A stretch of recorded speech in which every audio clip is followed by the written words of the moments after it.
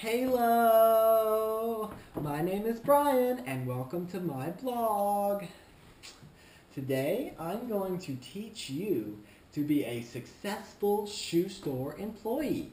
I have been an employee of this shoe store for 5 years now, and I'd like to tell you I'm pretty successful at it.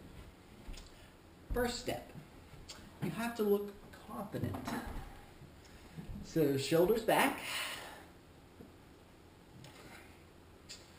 neck back, head back, one eyebrow raised while the other pressed in.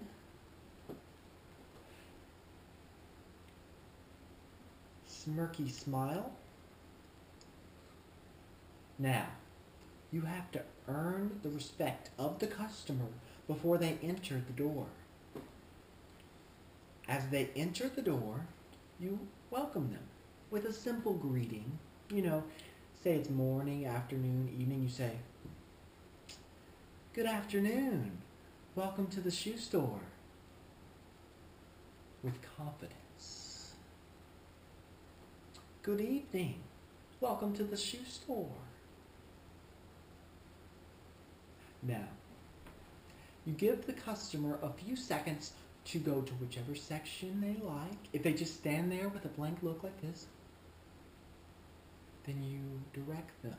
You could say, men's shoes in this section, women's shoes over here, kids in that direction, I'll follow you. But let me tell you one thing. If it is a man and he wants to look for women's shoes, my mommy told me about those kind of men. She says they're nasty and they want to hurt little boys like me. Now, I think that's a judgmental statement. You won't hear me saying that, but that's what my mother says, so I keep my distance. It's also good to adopt a southern accent, especially if you live in an area like I do with a lot of southern people. So you could be like, "Howdy, y'all, welcome to the shoe store." Then you kind of just blend in, you know. You just blend right in. They can't tell that I'm an intellectual. They think I'm a southerner like themselves. Not to be offensive or anything like that. Now, after you've greeted them, you follow up, you know. You let them look around for a few seconds, go to the section they are looking for, and then you follow up like this. You say, "You finding everything okay?" With a smile. Smile on your face. Service with a smile. That's where that came from. "Y'all finding everything okay?" Laughing's good. It makes them happier. And then if they say, "I'm just looking," then you just smile and be like, "All right, sir, just take your time. If you have any questions or if you need anything, my name is Bryan and I'll be up here for you." It's easy as that.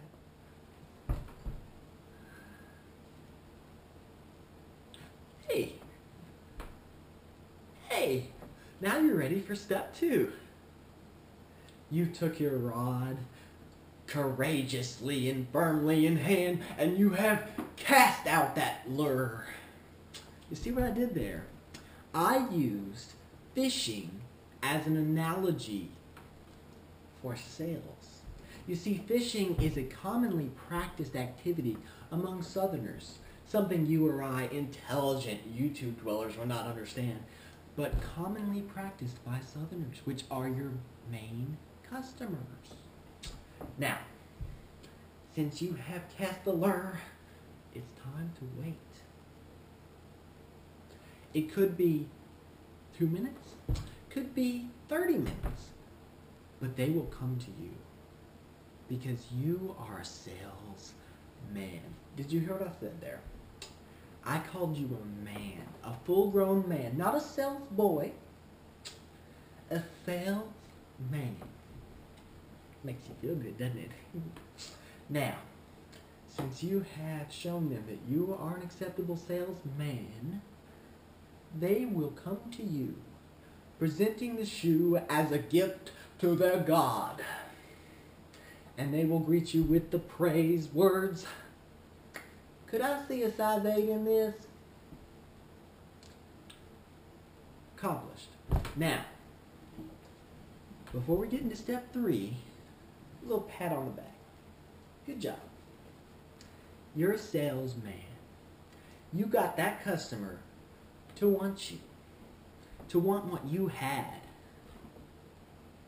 You made them think that you had something they want, and they wanted that thing you had. Good job.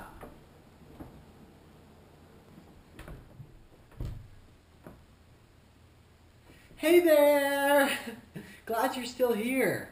Now, you have 2 options when presented with the question of, can I have a size? First option, just blindly go back there, get the size that they asked for, put it on their feet, and hope that somehow it fits them. Somehow they knew what size they wore. Or, option 2, what I would do personally, I would get out an object called a Bryan. Now this is a device that measures the size of people's feet to determine what kind of shoe and what size, width, girth, measurement shoe that they would wear on the feet in question.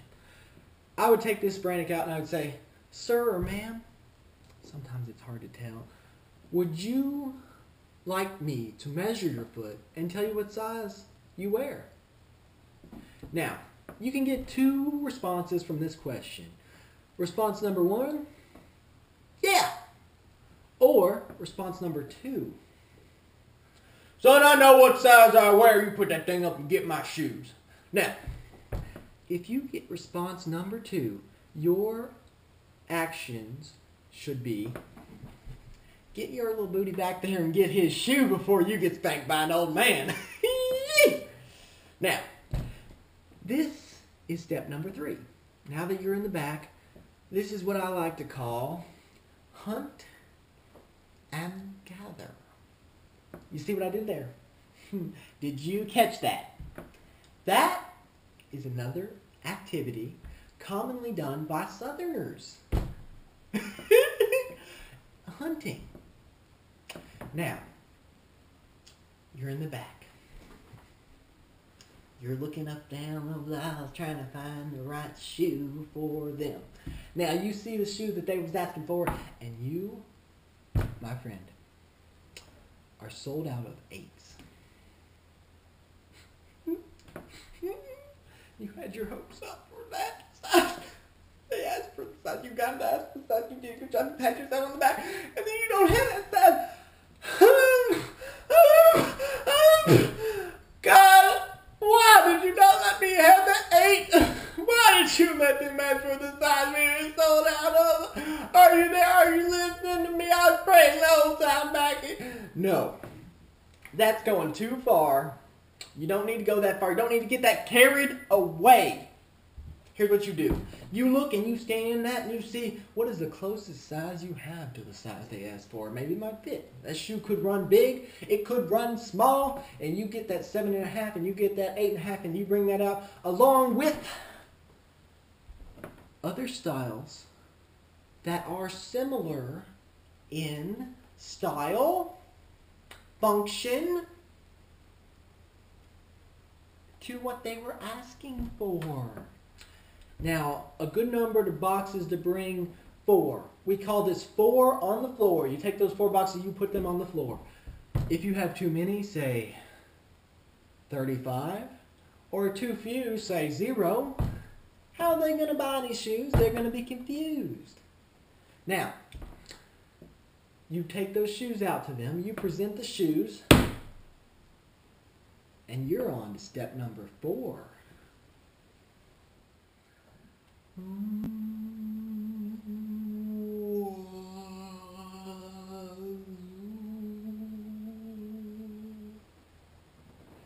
Now, for the final step of the shoe selling experience, I like to call this one the beauty pageant. You strut your stuff down that aisle. You are a magnificent man. You are a shoe man. And you present that box.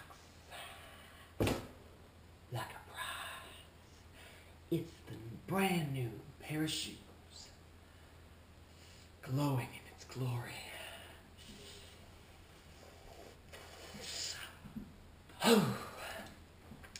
Now, if it's a lady, I got some advice for you. You use words like beautiful, gorgeous, radiant, and you use them in the context like, those look beautiful on you. You are a beautiful woman. You say woman like you have to pee so bad. Woman, oh, you are a radiant woman. Those shoes look gorgeous on you, girl. Oh, those shoes look beautiful. Beautiful. Like that. Beautiful. Oh. Now, if it's a man that you're selling those shoes to, or you think it possibly could be a man, oh, you do not want to do that. If it's a man, you shoulders back again, confident. Hey, did you see that local football game? Good game. You know, my car's sounding good. Sounds like boom, boom, boom, boom, boom, boom, boom. That's the kind of small talk that you want to do with a man. Or something like, hey, you know, other day I picked up this chick. We ate food, drank some coffee. You see, this will establish you as a man like him, a strong, confident stallion of a man. And this will make him want to buy shoes from you. Men have a thing called a man crush. You see, there's athletes, movie stars, singers, someone they admire because they're so manly. It's not like a regular crush where they have feelings or desires for the person. They just think, that person is amazing. And if that man crushes you, that stallion, shoe salesman man of you, then they will buy shoes from you.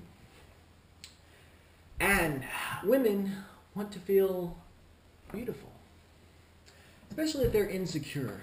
Say your customer is a woman who wears a size 15. Now, when you put that shoe on her, you need to say something like, this makes your feet look so tiny. It looks so beautiful on you. It makes you look beautiful. And she will respond in a way that pleases you and your pocketbook. How hard is that? And that, I tell you, is the final step. You do these steps and you will be the greatest shoe salesman of all time. I guarantee it. This is Bryan signing out. This is Bryan signing out.